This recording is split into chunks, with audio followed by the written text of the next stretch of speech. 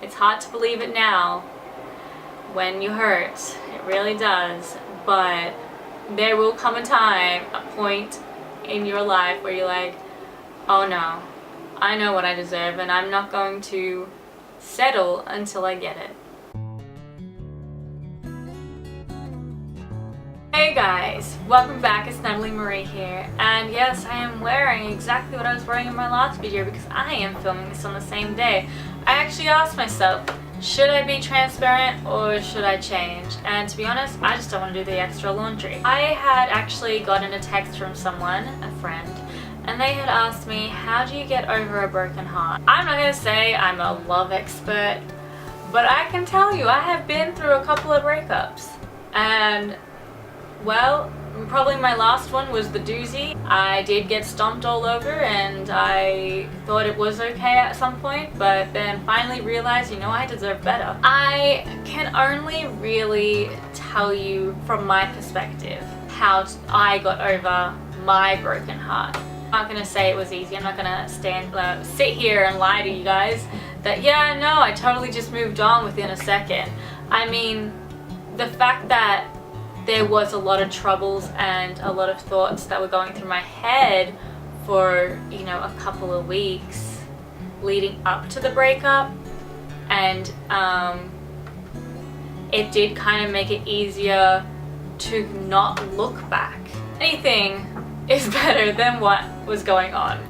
That's how I came to terms with it. It was a very hard time in my life. I had moved from Melbourne to New York. It was a month into a new program, so I was in a new city. I didn't really know anyone. I had just met all my new friends for like a month, so we're still new, you know, like you're not best friends with those people yet. And my grandfather died that week, and there was a lot going on in that week. And now I look back, not even a year and a half later, and I'm like, oh my god, I am such a different person. Oh my god, I am the most happiest I have been in like 5 years. You know, like I've gotten to a point where I know who I am, where I know what I deserve, and where I know I will never go back to, and never let anyone else treat me the way I was treated back then. I'm not saying that it took me a year and a half to like move on.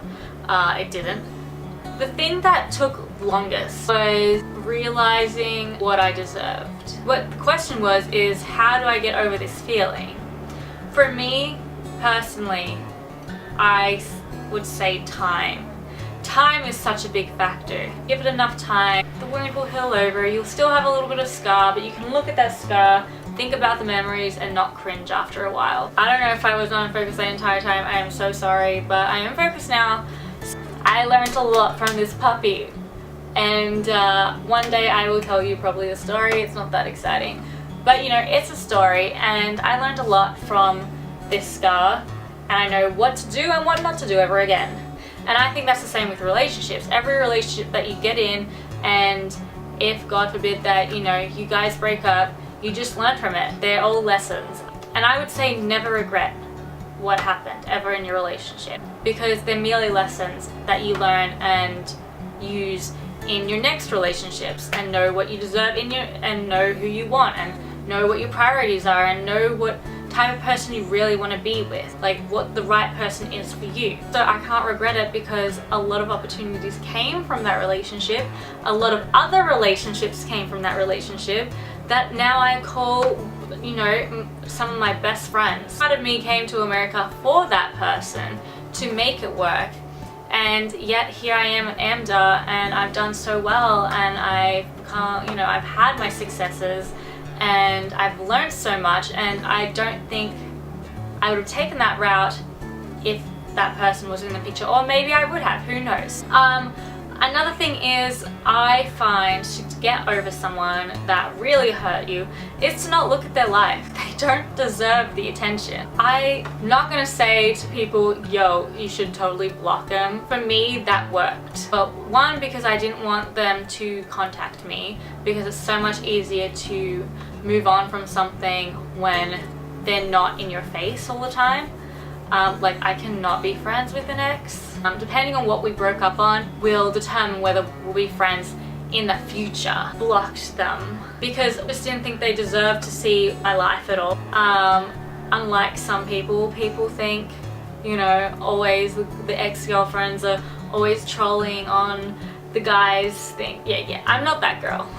If you dump me, I'm gone. I'm like, bye-bye. If you give yourself space, then things become a lot more clear. Because usually when you're with someone, you're blind. You're blind for a little bit.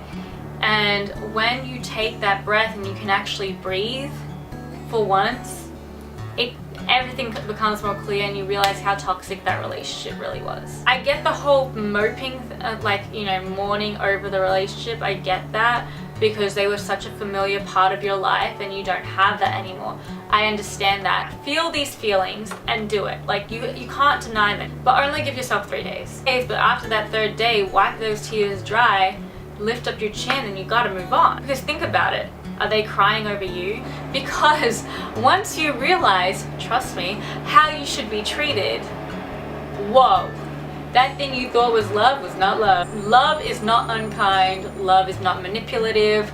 Love is not a constant war. You shouldn't be feeling this huge anxiety in your chest every single day because you don't trust that person that you're with. And I'm not saying that I found that person that treats me right. I just know that even my friends treat me better. The thing is, your person that you're going to be with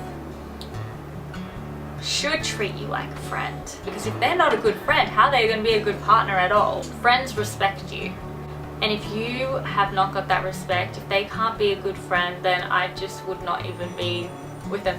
Usually I like to be friends first before I move on to a relationship because I like to see how they are as a friend. The one thing I say is keep your friends around. Please, when you're in a relationship, do not ditch your friends because those friends are gonna help pick you up and put the pieces back together, because that's what a good friend should do. I say keep busy with your friends, keep busy with your family, be in the moment, because you lose a lot of time, a lot of moments when you're moping around.